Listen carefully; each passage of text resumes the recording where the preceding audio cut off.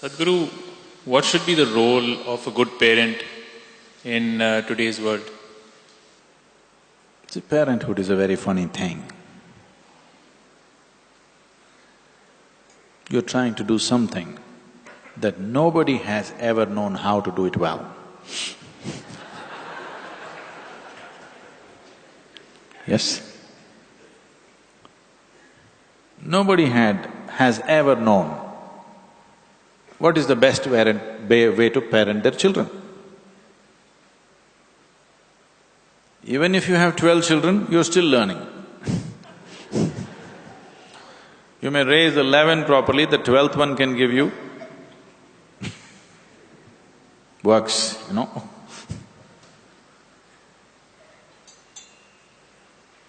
So, but you want to do your best. So what is the best thing you can do? One foremost thing I would say is, first thing is to work upon yourself a little bit. Spend sufficient time with yourself. Look at yourself carefully. How you are, how you sit, how you stand, how you speak, what you do, what you don't do. I think you must look at yourself very carefully because the children are picking up everything rapidly and they'll exaggerate everything that you're doing. So, one foremost thing is, at least make yourself in such a way that you would like to be. Somebody may not approve, it doesn't matter. At least you made yourself in such a way that you like the way you are. At least that much you must do. Maybe you cannot raise to somebody else's standards.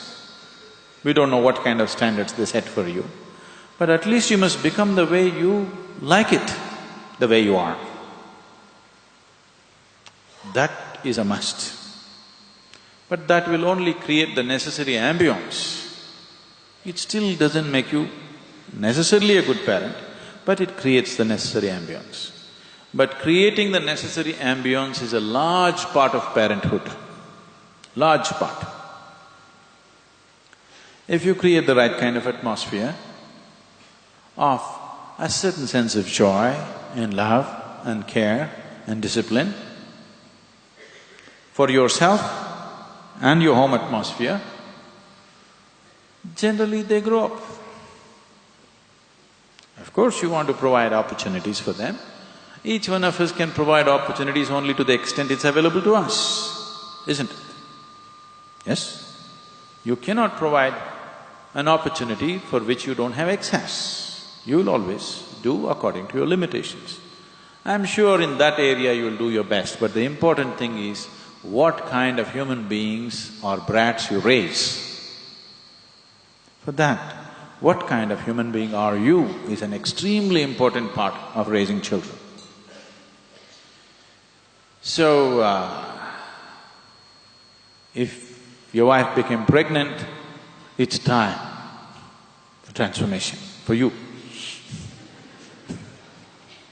Because now another life is coming in, you yourself are the way you don't like yourself to be. Definitely, one more need not go that way, isn't it? So, becoming conscious of what we are doing is extremely important. What should we teach? What we should do? I think one important thing that you should teach your children is that they learn to question everything, but not with suspicion, with a genuine wanting to know. Questioning can become a very sick thing or a very healthy process. People question because they already suspect everything is evil. This is a sickness. But the basic purpose of a question is an instrument which helps you to dig a little deeper than where you are, isn't it so? Yes? Question is essentially an instrument with which you can dig a little deeper. That's the purpose of a question.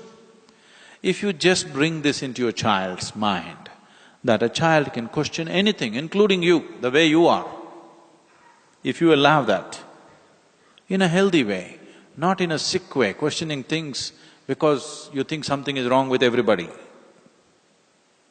If you bring this, the child is constantly exercising his intelligence. This will not ensure whether he's going to become a doctor, engineer, this, that, but one thing is clear, his intelligence is active. If you anyway put him through the necessary physical paces to give him a healthy body and an active intelligence, and of course some level of education according to what you can afford, and you bring him up without any sense of identity. Without any sense of identity, if you can bring him up, if you do not entangle his intelligence by being identified to this or that he's willing and open to everything, if you bring him up this way, the best possible that he can make out of his life, he will do. He may not become like somebody else, but he will grow to his maximum potential.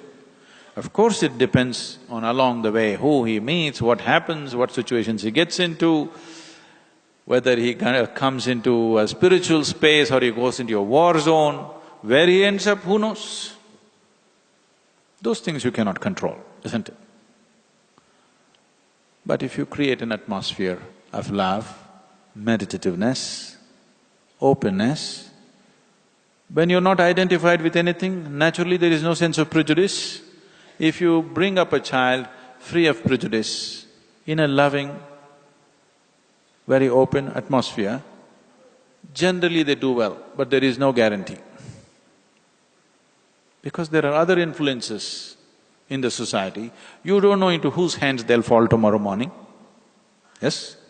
You may be doing your best, tomorrow morning into whose hands your child will fall. There is no insurance or guarantee. That's a risk that you're taking, always. But the only thing is, did you do your best or not? That's all there is to life.